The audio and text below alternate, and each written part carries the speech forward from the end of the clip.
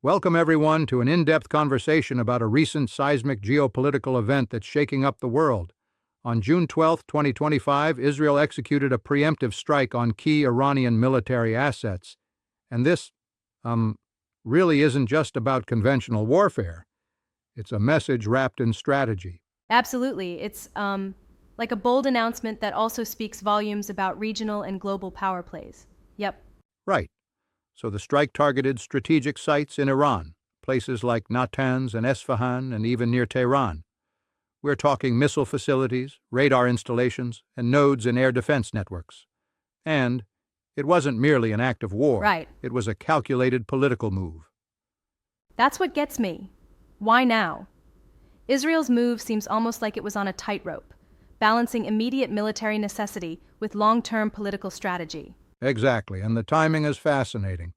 Iran had been ramping up uranium enrichment, and the International Atomic Energy Agency warned that they might already have enough fissile material for, multiple nuclear warheads if they wanted to. And Israel has continuously insisted that a nuclear-armed Iran is something they just can't allow. It's, like an express lane decision made under pressure. But there's also that additional layer, isn't there? Not just about the fissile material, but political survival and preserving the fragile pro-Western alliance in the Middle East. Absolutely. It's like, Israel's leadership under pressure at home chose this moment to send a message to the entire region.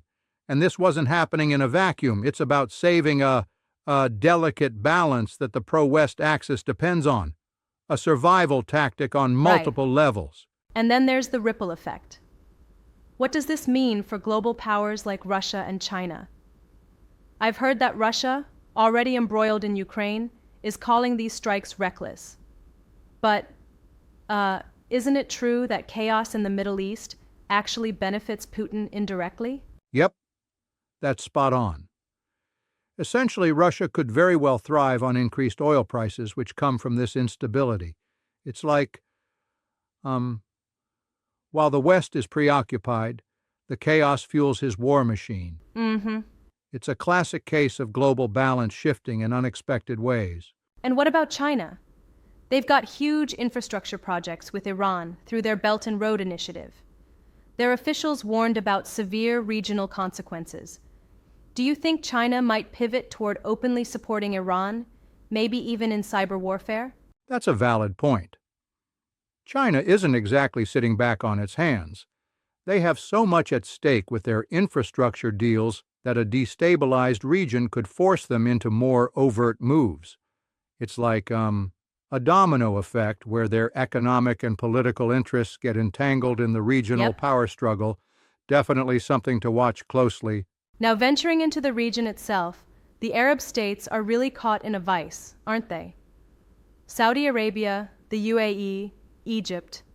They despise Iran's sway, yet they can't be too loud about supporting Israel. Exactly, it's a classic double bind. On one hand, they're eager to see Iran's regional power wane. On the other, public sentiment still leans toward Palestinian support, so any overt backing of Israel could spark huge domestic backlash. It's a volatile balancing act for these governments. And then there's the oil factor. The Strait of Hormuz is a critical choke point. Iran has been known to leverage this, and any escalation could send oil prices skyrocketing. Imagine gas prices, airfare, supply chains, all of it going haywire. Exactly, man. It's like the region's a ticking time bomb for the global economy. With, roughly 1/5 of the world's oil passing through that slender passage, even a minor disruption could instantly push barrel prices to, say, $200. We'd all feel it, especially the middle class at the pump. And there's always the risk. If Iran retaliates by, for example, mining the waters or seizing ships, the economic fallout would be catastrophic. It's not war as much as it is leveraging a strategic chokehold, isn't it? Absolutely, it's a form of economic warfare in its own right. And then we peel back the layers to look at Iran's internal state. The regime is already facing pressure from protests since the death of Mahsa Amini in 2022. There's a lot of anger among various groups. Women, Students, ethnic minorities are all voicing their discontent. Ironically, when an external enemy attacks, history shows us, like back in the Iran-Iraq War, that internal dissent sometimes gets suppressed as the regime rallies nationalistic support. But couldn't this strike also spark a second revolution? That's a contentious point. On one hand, if enough of Iran's infrastructure controlling the regime is struck, it could ignite a spontaneous uprising, a second Iranian revolution. On the other hand, previous strikes have sometimes inadvertently united the populace behind the government. It's a high-stakes gamble either way. I see, but I respect that view. Although, I'd argue that given Iran's deep-seated divisions, rapid regime collapse could lead straight to chaos, similar to what we saw in Iraq or Libya. A volcano, not a democratic transition. And that's a fair point. History does warn us. Quick regime changes, like in Iraq and Libya, left power vacuums that spawned endless conflict.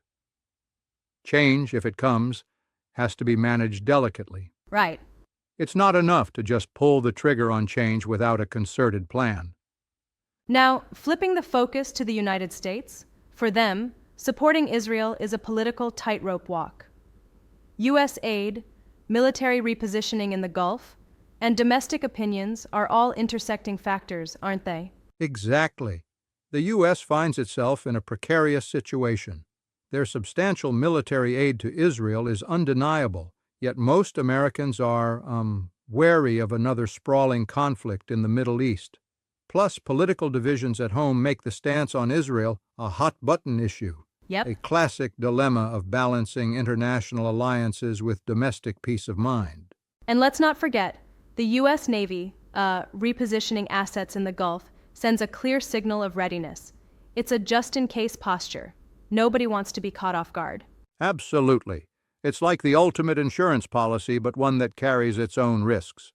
A carrier group, air bases on high alert. These are quiet whispers of potential escalation, not a drill by any means. There's also that fascinating, albeit risky, possibility. If the strike does manage to topple enough of Iran's regime infrastructure, it might pave the way for a democratic transition, which would, dramatically reshape the region. Yeah, it's the big what if. On one hand, a collapse of the current oppressive regime could allow democracy to blossom, reshaping not just Iran but the whole Middle East. Right. Easing tensions with Gulf monarchies and allowing the U.S. to lessen its military footprint there. But on the flip side, if the replacement is as chaotic as, a volcano erupting without any control, then the region's descent into turmoil could be far worse than envisioned.